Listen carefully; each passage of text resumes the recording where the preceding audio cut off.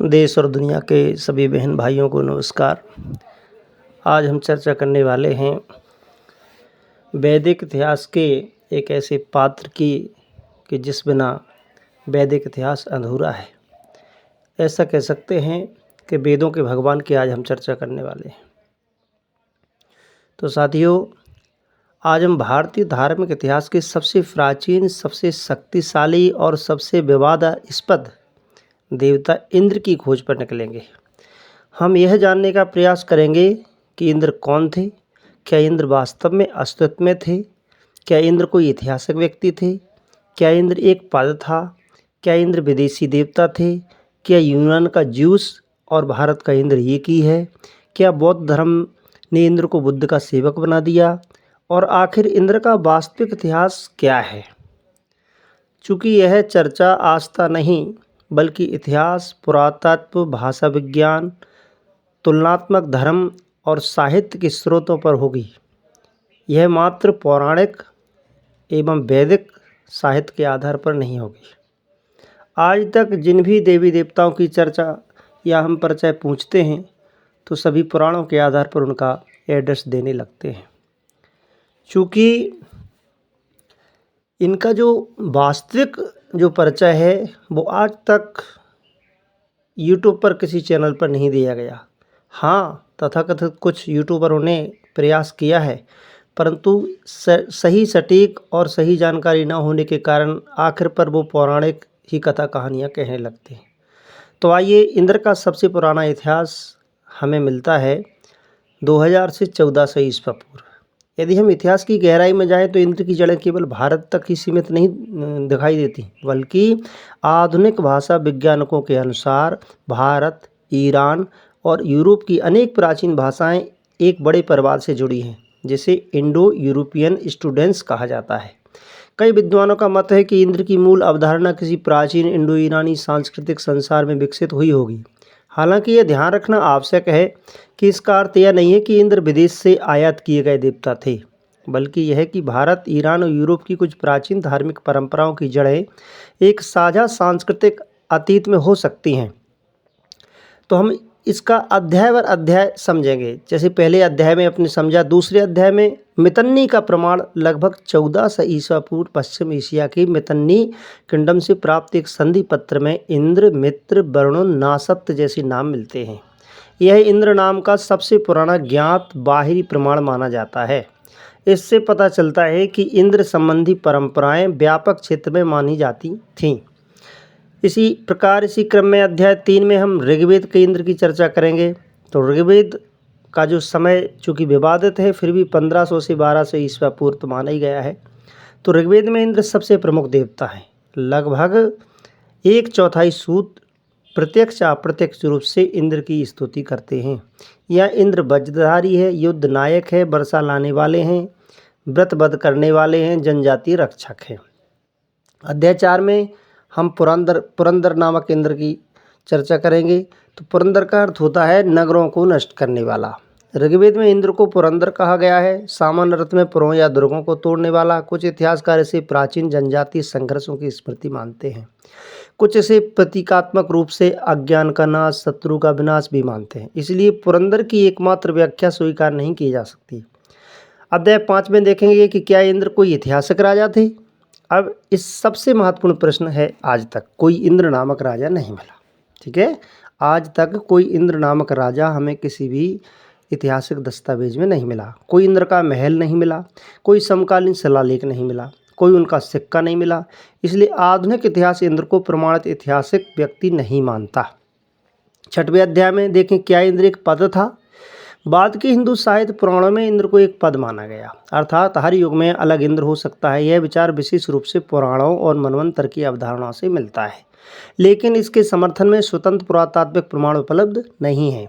इसलिए इसे धार्मिक अवधारणा माना जाता है, ऐतिहासिक तथ्य नहीं।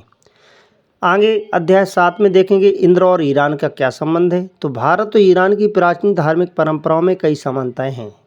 जैसे ईरानी धर्म में या ईरानी धर्म के जो ग्रंथ है अवस्था में इससे उल्टी दिखाई देती है। जहाँ ऋग्वेद में इंद्र महान देवता है, वहीं अवस्था में इंद्र एक नकारात्मक शक्ति रूप में दिखाई देते हैं।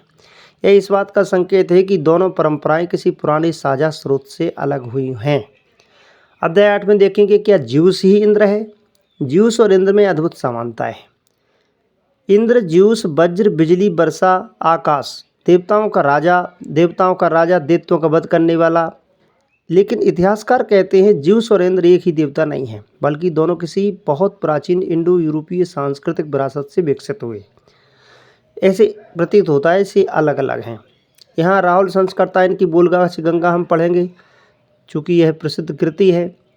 उसमें मिलता है कि प्राचीन जनजातीय नायक और मुखिया, जिनको पुरोहित कहा गया, कालांतर में देवताओं में परिवर्तित हो सकते हैं। कुछ पाठकों को लगता है कि इंद्र भी ऐसे ही किसी प्राचीन जनजातीय नेता की स्मृति हो सकते हैं, लेकिन यह समझना आवश्यक है कि यह साहित्यिक और वैचारिक व्याख्या है, प्रत्यक्ष पुरातात्विक प्रमाण नहीं है। अध्याय 10 में देखेंगे उपनिषदों के इंद्र। तो 8वीं से 400 ईस्वी पूर्व 800 से 400 ईस्वी पूर्व उपनिषदों में इंद्र का स्वरूप बदलने लगता है। अब वे केवल योद्धा नहीं हैं, विज्ञान की खोज करने वाले पात्री बन जाते हैं। यह वैदिक धर्म से दार्शनिक धर्म की ओर संक्रमण का संकेत है। अध्याय 11 में देखेंगे कि बौद्ध धर्म में इंद्र। तो 500 से 200 ईस्वी पूर्व गौतम बुद्ध के बाद बौद्ध धर्म ने इंद्र को समाप्त नहीं किया, बल्कि उन्हें शक्र या शक्य के रूप में स्वीकार कर लिया। पाली भाषा में, जिसे संस्कृत में हम इंद्र कहते हैं, पाली भाषा में उसको शक्य कहा गया। लेकिन अब स्थिति बदल गई। अब इंद्र बुद्ध से शिक्षा ग्रहण करते हैं।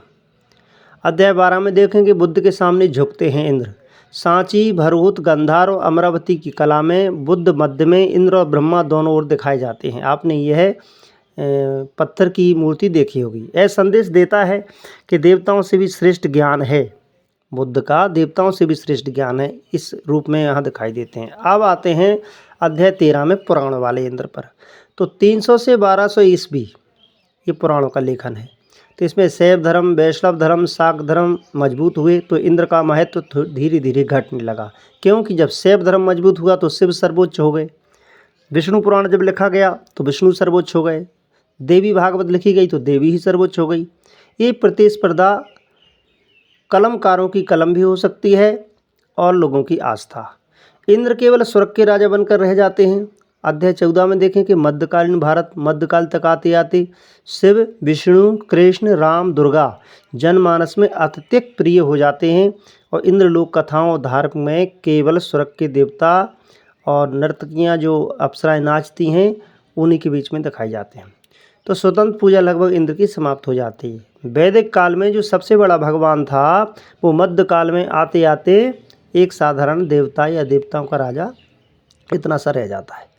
इंद्र इतिहास का अंतिम निर्णय। अब सबसे महत्वपूर्ण निष्कर्ष, क्या इंद्र ऐतिहासिक व्यक्ति थे या मुद्दे पे आते हैं। तो इंद्र का कोई प्रत्यक्ष प्रमाण नहीं है।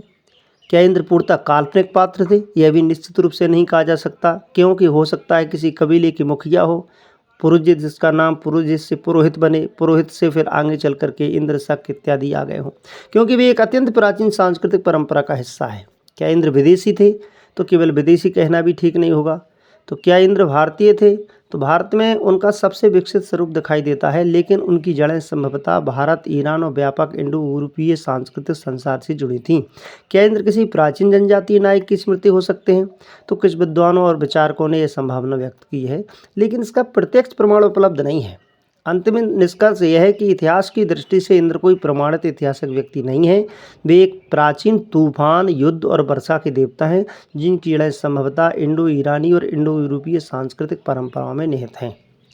ऋग्वेद में वे सर्वोच्च देवता बनते हैं, बौद्ध धर्म में बुद्ध के समानकर्ता बनते हैं या सेवक बनते हैं, और पुराणों में धीरे धीरे गौड़ देवता बन जाते हैं। इंद्र का इतिहास किसी एक व्यक्ति का इतिहास नहीं, बल्कि हजारों वर्षों में विकसित हुई मानव सभ्यता, प्रकृति पूजा, जनजाति स्मृतियों और धार्मिक कल्पना का इतिहास है।